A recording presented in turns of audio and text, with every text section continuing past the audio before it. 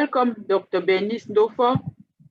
We are here today to discuss about the this year's World Diabetes Day, which is always the 14th of November every year.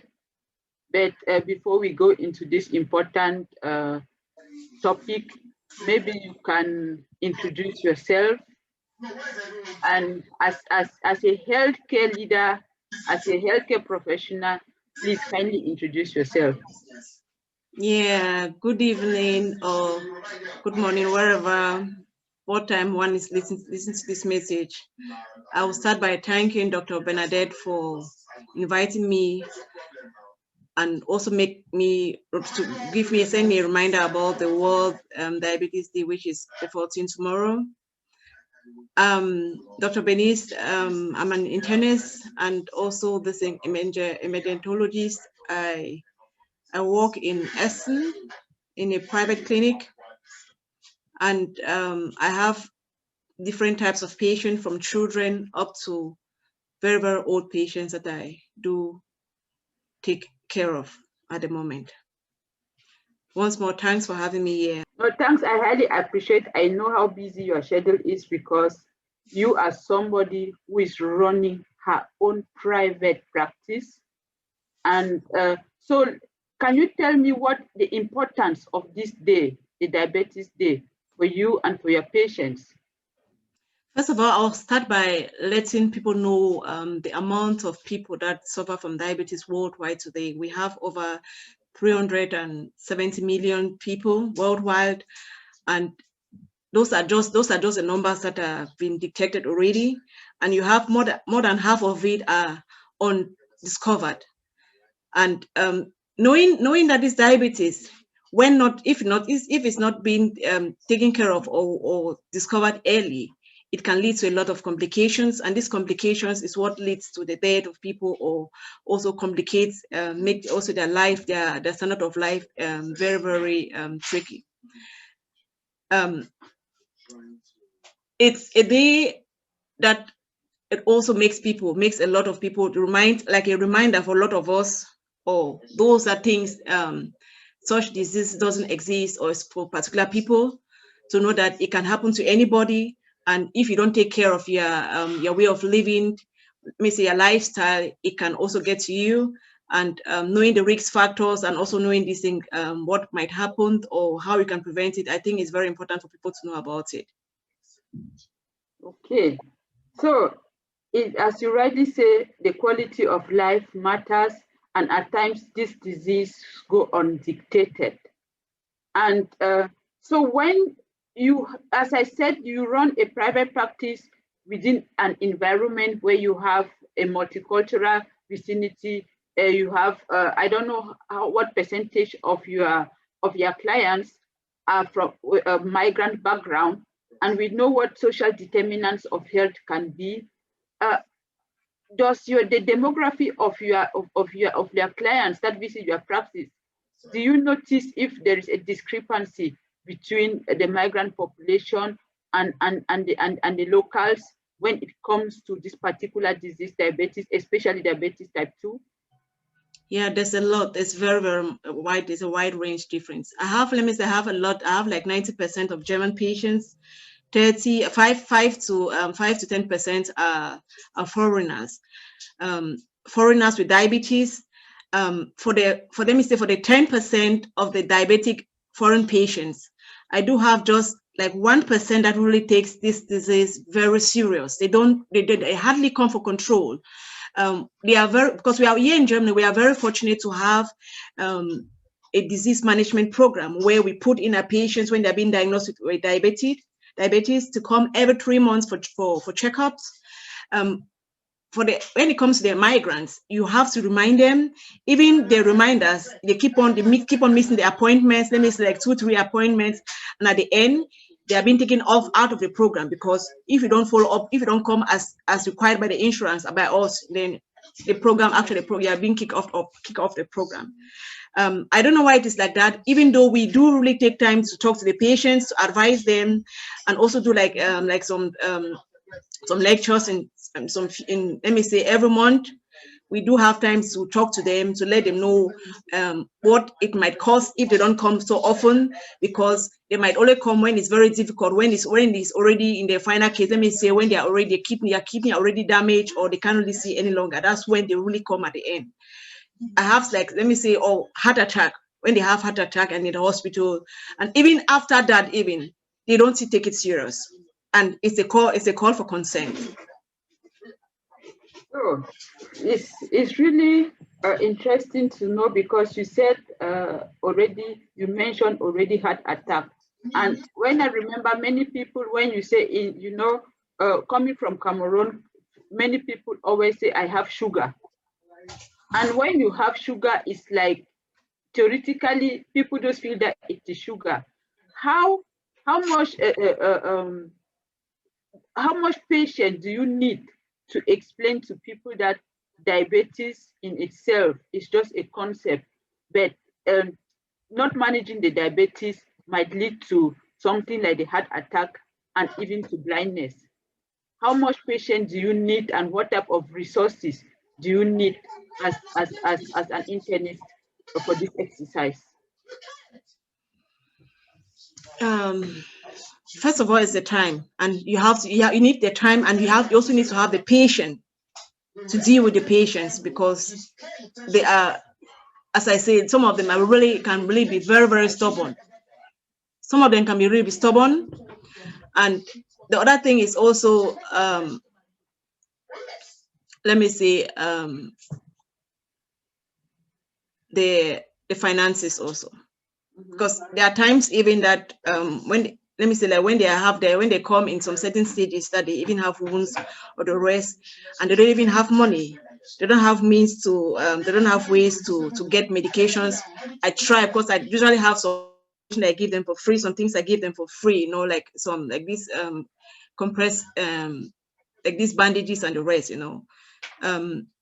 as I said, what matters is really the patient to deal with some, let me say, like a foreign patient. But when it comes to the other German patient, it's very easy, because they already know, they have already studied the diseases, what is about the disease, and also how to go about it. It's in very few cases, let me say, in the German cases, that you have like some people, especially the men, more in the men are very, when it comes to the men, it's very difficult to convince them to follow up that frequently. Yeah.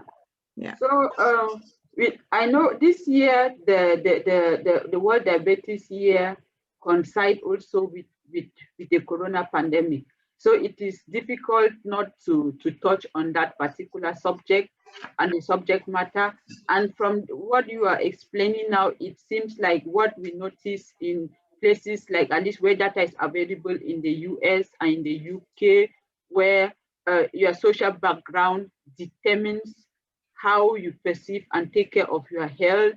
Now, noticing from the migrant population, and also how do you try to protect, or how do you manage now this COVID-19 and a diabetic patient who has not been even compliant before? How do you try to balance that and make sure they stay safe but get the healthcare services they need, even though there is COVID-19? It's just like we encourage them, we convince them.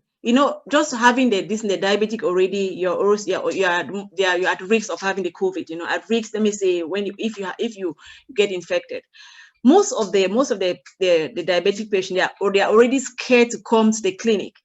So they are really scared to come, because they don't want to come there and get infected and pick up this virus. That's the first issue. So we have to deal with this thing. We have to deal with, we have to try to convince them, to let them know that this illness doesn't circulate here. You can have it anywhere. And we also make sure that the hygiene in the clinic is well taken care of.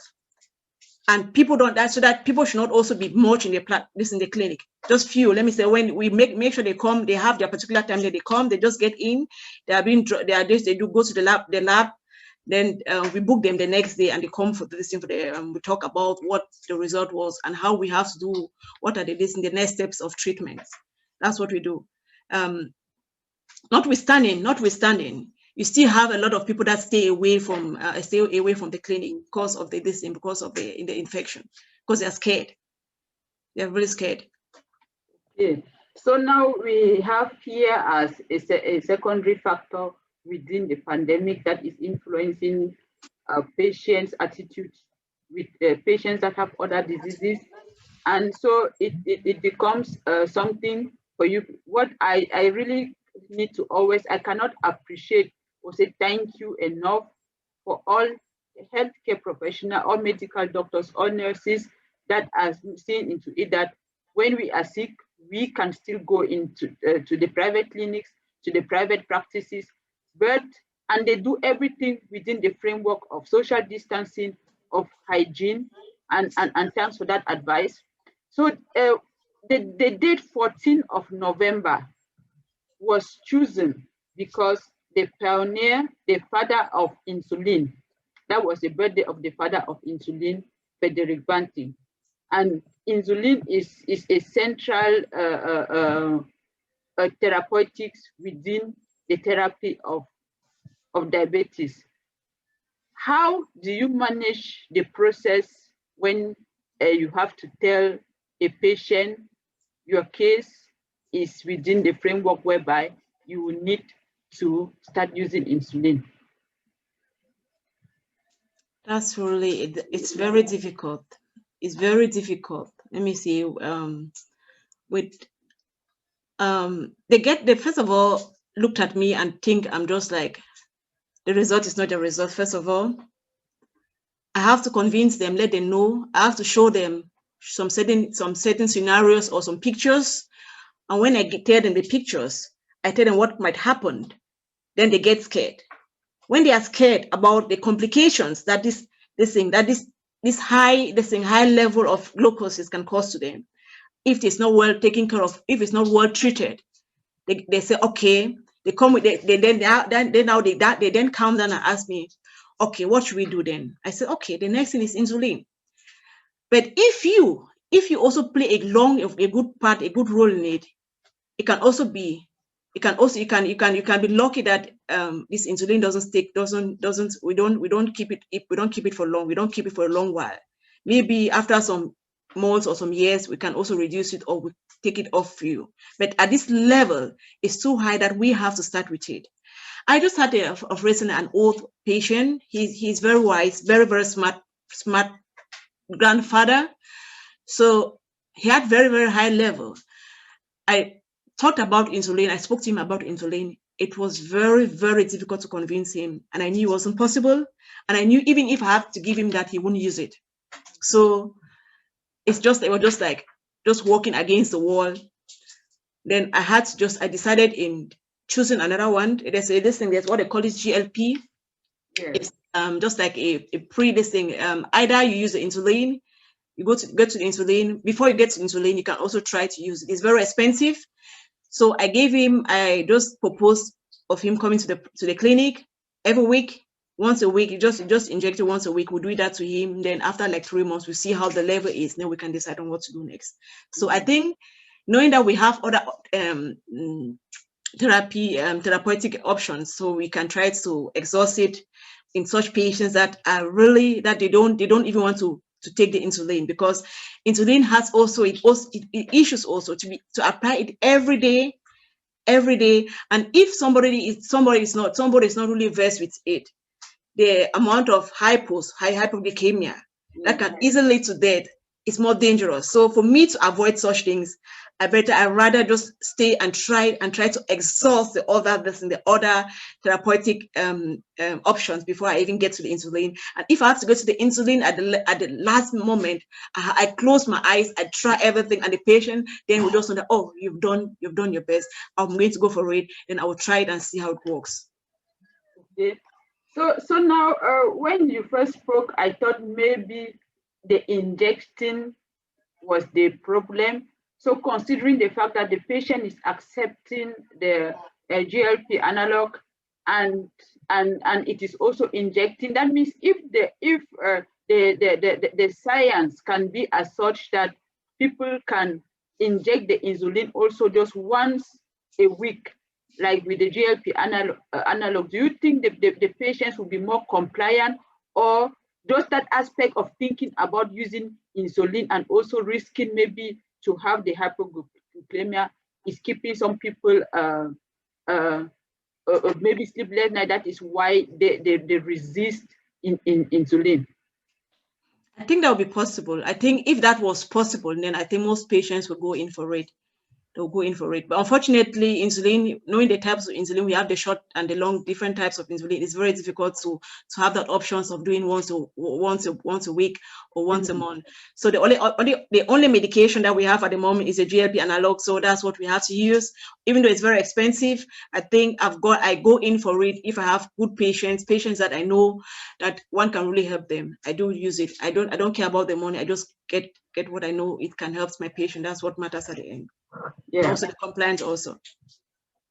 So, and now we notice good health comes also with wealth, and money plays an issue within the therapeutic choices that you have to make for yourself and for the patients. So with that, in order for us to round up, what will you give the patients at hand, those that are still having maybe indications, maybe their values are showing that they risk having diabetes, and those that are already on insulin, what can they do to not progress to use insulin, and also to step down from the insulin and live a normal life? What tools would you give them in their hand? I give them, we have the thing, this nutritional management, this thing. We have like a booklet where you have all what you can eat, it's inside, and how to live your life, like the lifestyle. That's what matters also. That's the most important thing. The eating what you eat. They say what you are, what you eat. So what they eat, when they eat, and also to take their butts off their stool, to be very active. Riding bicycle, walking, doing some walks or doing some jogging can bring down their sugar level. I've had a lot of patients. There's one foreign patient. I won't forget this guy. I saw him like 2 weeks ago in the market. He recognized me. This is an example. I told him, no, there are two of them. There are two examples of patients that you can say, oh, this one, I can take other patients that talk to the other patients. Tell them how you succeeded. What helps you to live now without even the. It seems as if we are having interruption. Dr. Bernice, maybe you have to repeat again so we get it properly. You have a patient who can serve as a good example. How did he manage that? Through diet changing. He changed his diet, low carbohydrate, or even no non-carbohydrate, very little carbohydrates, and a lot of sports, outdoor activities. Okay. And he's also stopped eating late. He replaced most of his food with salad, with salad, vegetables. Okay. Yeah. So preventive measures can be taken so some of us should know we can avoid progressing into serious diabetes, or even if we were already within our diabetes profession, we can step back and avoid using insulin. That was a great point to say that lifestyle matters. And with that, I would like to use this opportunity to also, since the World Health Organization within the World Health Assembly announced that 2021 will be the year of health and care professionals. I would like to join the world to celebrate all our health and care professionals. And with that, I would ask Dr. Bernice, what would be her recommendation to policymakers when it comes to preventive measures and health security?